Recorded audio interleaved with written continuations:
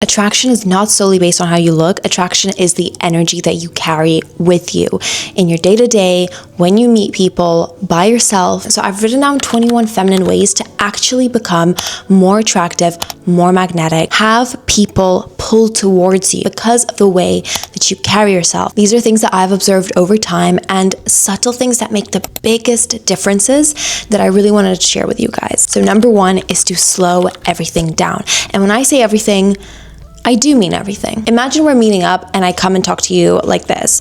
Hey, I'm so sorry I'm late. Have you guys ordered yet? Oh, let me check out the menu. Oh, what are you having? What are you having? Oh, okay, let me think. And compare this to much slower, much calmer speed of speech. Hey guys, thank you for waiting. No, the bus was just running late. Have you guys ordered yet? Okay, let me just check out the menu and see what I'd want. You bring this calm energy, calm aura that a lot of anxious people, I think, find attractive, because you bring them a sense of peace that they don't have inside in that moment. And if you can be that inner peace for yourself, you will end up being that inner peace for others. So when I say slow everything down, I really mean to slow your movement, walk slower, move slower, drink your water slower, slow your speech, slow your reactions. People who rush everything feel and come across as anxious. They come across as more disorganized, stressed. You wouldn't naturally want to trust a person who behaves this way. You'd feel like you're just adding more tasks to the tasks that they already can't complete on time. And we are naturally just more attracted to people that can handle their responsibilities. People who might move slower because they're moving with intention feel a lot more powerful. They feel a lot more in control of their lives. Number two, be hard to embarrass. And I mean in both settings, when you're alone and when you're with people that actually make fun of you and add to your embarrassment, like on purpose. So when you're alone, if you're like tripping over things, spilling your drink, like laugh at yourself. And like people won't even think twice about it. People will laugh with you. Like make that a point of connection with people. You're gonna look so confident, so light and playful by making light of situations that others would dwell on for nights in a row. Own your failures the exact same way that you would own your success, because it's through failures that we learn.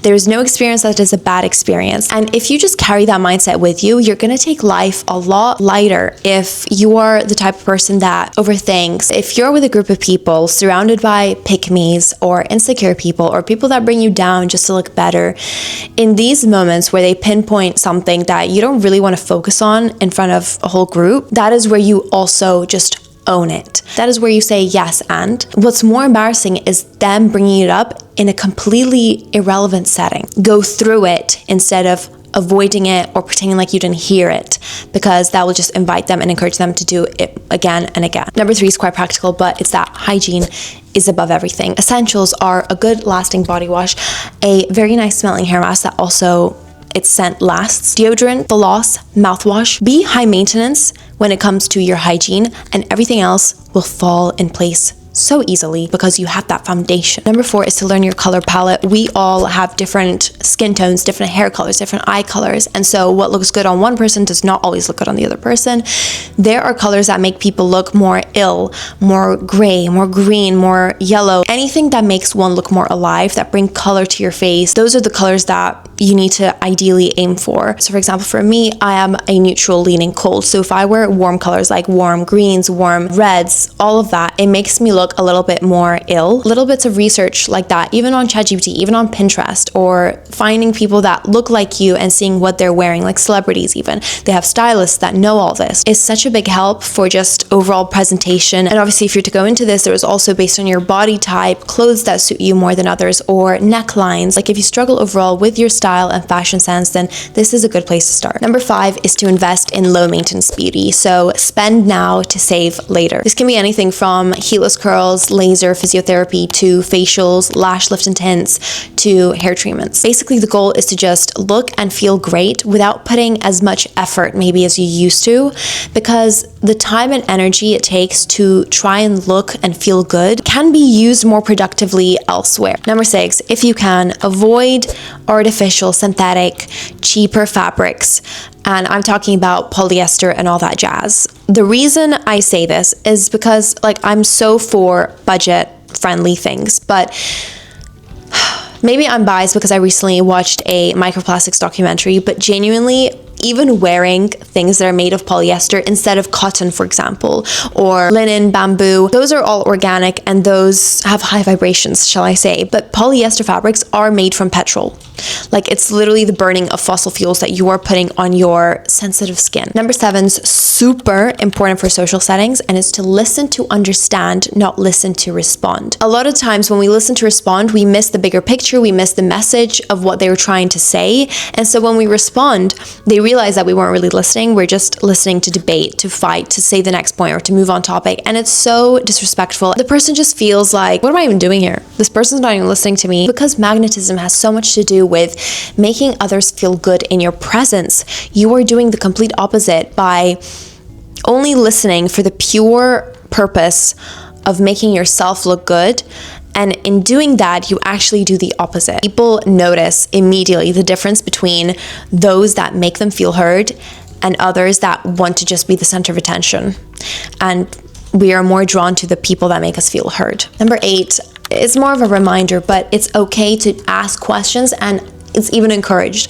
Ask questions when you don't understand something. Ask as many questions as needed to understand a topic. Not everyone has your job, okay? So you cannot expect you talking about your responsibilities as something that others will naturally understand. So I'm just saying, like, we cannot judge people for asking us questions. So therefore, we need to feel comfortable also asking questions when we don't understand something. 1, it shows your willingness to learn, which already is attractive. 2, it shows that you're actually interested in what the person's saying, because again, people can understand and see very easily when someone is just nodding simply to nod, because sometimes it happens so unnaturally when you say something that is not actually common knowledge. So you do expect a reaction, but they're just like nodding, yeah, like, oh yeah, no, exactly. It doesn't make sense in your brain, and that's exactly when people know that, okay, this person has no idea what I'm talking about, so I'm just gonna stop talking or change the subject, but I'm gonna know that, like, whatever, this person's like not very serious, because they're fake. Like, they're faking their knowledge, which means what other things are they faking to people please? And 3, also, curiosity is incredibly attractive. Like, the more curious you are about the world, the more open and almost gullible and naive and vulnerable that you allow yourself to be, the much more attractive you are. You radiate such confidence being okay with how much you don't know. Number 9 is so simple, but surprisingly extremely rare, and it's to be the friend that actually does what they said they were gonna do. Be the friend that follows through with plans, with actions. The older I get, the less I appreciate words, and obviously the more I appreciate the action, because it's honestly so easy to just talk. And I think that because everyone can say that they care, the people that are actually the reliable ones, those are the ones that I will trust my life with, that I will respect, and I will find much more attractive and magnetic to the people that I don't respect. And I don't respect for the fact that their word doesn't mean much, even to them. Number 10, know when to leave.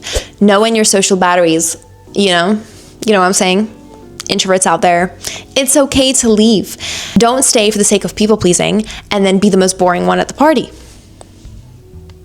You can't be representing us like that. Believe me, this is a massively underrated social skill that is worth developing. Leave events when you feel drained, leave relationships when you feel disrespected, and leave conversations when your energy just feels off. Number 11, be forgiving, but don't accept disrespect. And I had a really deep think about this one, because at first it feels contradicting, but to forgive someone is not the same as accepting disrespect. A lot of people, when they have been disrespected, just jump to forgiveness without even having talked to that person, because you just assume the goodness of their heart. So some of my advice is the following. Don't make excuses for people. Don't assume for people. Let them explain themselves, which leads me on to communicate, and communicate early on. Don't leave it to last minute, because why waste all that time overthinking when you could have just gotten it over and done with while the situation is fresh? Because after that, it's actually, I'm gonna say, embarrassing to bring it up, because it shows how long you dwell on something and other people start seeing that. And also, it just becomes less relevant and it becomes more of a you problem than a them problem, because you haven't been able to let it go, but you've also haven't been able to bring it up to them. So you're kind of in this gray zone. We don't want no gray zone. Distance instead of dramatic cutoffs. Not everyone sees eye to eye, but that doesn't mean that they're bad people. It's just you're less compatible when it comes to these kinds of situations, but they're still a great person. And the last one is set boundaries early. And this isn't about announcing a boundary that you have decided to set for yourself. No, it's gradually and naturally. Like when you talk about things, when you talk about like certain experiences that you've had with your friends, about other people, naturally and organically, they see what kind of person you are, how much disrespect or respect you accept into your life with sharing stories that you've undergone and how you've reacted to those situations. Like, teaching people anecdotally is very real, and I think that is the best way that you can show other people what you stand for, what kind of boundaries you have in your life, what things you accept and don't accept into your world. And that's the way people learn about your identity, not by you coming here with a bullet point list of things that you expect out of this friendship and things that you don't, but it's just gradually getting to know these people, sharing stories, experiencing things together. Kindness does not equal to being a wet wipe, because if you think about magnetic people, those are kind people, but they're not doormats to someone's house. Number 12, especially if you're a woman, never bring other women down. I think this is the most attractive trait that another woman can have, when she speaks highly of other women, when she compliments other women, when she celebrates other women, because she is so confident in her own life, in her own feminine traits, in her own achievements and successes. She's not afraid to bring other women up, because that doesn't mean that you are now brought down. I think subconsciously and naturally, we as women, we compare ourselves to each other quite a bit, and if one of us has reached a milestone that the other one hasn't, or has gotten something that the other one wants but doesn't yet have, we jump to this conclusion that they took it from us, and then that's where this negativity arises, because we feel like now that they have it, we can't have it, or that we're behind and we're late with something. But that's not the case, because it was never yours at this moment to begin with. Like, the world is so abundant. Again, abundancy mindset. Just because someone has something that you want doesn't mean you won't get it. They haven't taken it from you. That's not how the world works, and you know that. 13, never announce delicate goals that you want to achieve that you haven't yet achieved, at least not to the wrong kinds of people. Like, anyone that gives off negative energy, just okay, quiet progress is the most powerful and efficient kind of progress, because you're not distracted by trying to prove yourself to people. Because now that you've talked too much, you feel more pressured to achieve it, just because other people are now expecting that from you. Not because you're expecting that from yourself, but because you need to prove yourself to these people. So it's always just better and safer and easier to keep things to yourself until you reach a point where you can share. Number 14, create more and consume less. Stop watching other people live the life that you want to live, and just get up and do it yourself. Become interesting by doing interesting things. This is like a mix of becoming more productive, but also becoming more interesting. Like, instead of watching someone work out and feeling motivated, like, actually go and do the workout. Paint for yourself. Read a book for yourself. Don't watch these people do these things. Stop spending hours and hours decorating that mood board when you can be that mood board. 15, always have one book you're reading, whether that's with you physically, whether that's in your mind to bring up in conversation topics. It's just that one quick win when conversations go dry, when you're trying to break the ice with somebody. So just mentioning a book or saying, hey, are you reading anything? Even if they say no, recommend it if it's good. It's just a quick and easy piece of valuable information that you can share with anyone. 16, curate your mornings. Perfect that morning routine. Like, I, every evening, look forward to my morning coffee, because I've perfected that whole routine for myself that brings me joy. There's so much to look forward to that you can put more effort in just to romanticize that time of your day. Coffee, morning walk, reading, just silence, skincare. Make your morning set the tone for the rest of your day in order to have the best mood possible and feel positive and radiate that same positivity to other people. Number 17, again, a reminder, but romanticize boring tasks, chores, admin work. Like, why not make life much more enjoyable by just pretending you're a main character in a Disney film? Play your favorite music, light some candles, put on your favorite podcast while you get those things done. Number 18, eat slowly. You probably don't realize, but rushing through your food actually stresses out your nervous system. Slowing down your eating calms your nervous system and allows your body to digest food more properly through the calmness that you create for it. Number 19, just be aware of the tone that you're speaking in. And this is not to say that you shouldn't shout or raise your voice or anything like that. It's more about using the right tone in the right situation. Like, it can make so much sense for you to raise your voice when you're trying to express a certain thought or an opinion, and it's very much appropriate and relevant for that situation. But it's just when there's a mismatch and you end up looking just out of place and a bit ignorant to your surroundings. 20, don't hold on to heavy emotions. Leave resentment, guilt, jealousy, pity, hatred at the door. That long-term emotional baggage so often shows up physically, mentally. Holding on to that weight will cause the wrinkles on your forehead. 21, as a feminine woman, embrace that softness as your strongest trait. Restraints from reacting, lowering your tone when you want to shout, sitting still when you want to run. This is all the type of strength that only one who has done a lot of work on themselves has access to. Thank you so much for watching. I hope you found this video valuable, and I'll see your better version next time.